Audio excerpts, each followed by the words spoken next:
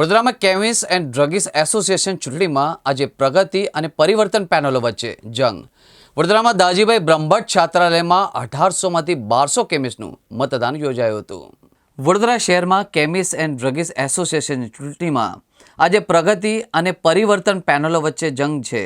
વડોદરામાં દાજીભાઈ બ્રહ્મભટ્ટ છાત્રાલયમાં 1800માંથી 1200 કેમિસ્ટનું મતદાન યોજાયું.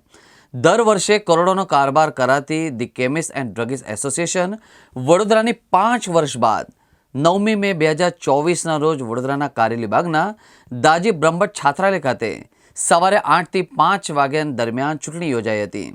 17 વર્ષથી એસોસિએશનમાં સત્તા ભોગવતી પ્રગતિ પેનલ અને પરિવર્તન પેનલ વચ્ચે જંગ જામશે.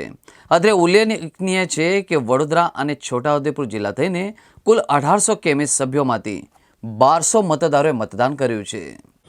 The chemist and druggist association વડોદરાની આજે જે ચૂંટણી યોજાઈ રહી છે એમાં ટોટલ 1190 મતદારો છે.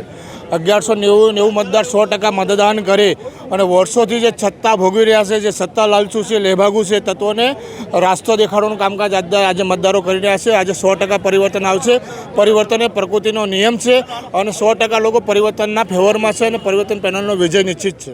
કેમિસ્ટ એન્ડ ડ્રગિસ્ટ એસોસિએશન વડોદરાની આજરોજ જે ચૂંટણી યોજાઈ રહી છે એની અંદર પરિવર્તન અને પ્રગતિ પેનલ આ બંને પેનલો કોન્ટેસ્ટ કરી રહી છે, જેની અંદર પ્રમુખ, ઉપપ્રમુખ, મંત્રી અને ખજાનચી ઉપરાંત 11 કારોબારી સભ્યની આ ઇલેક્શન છે.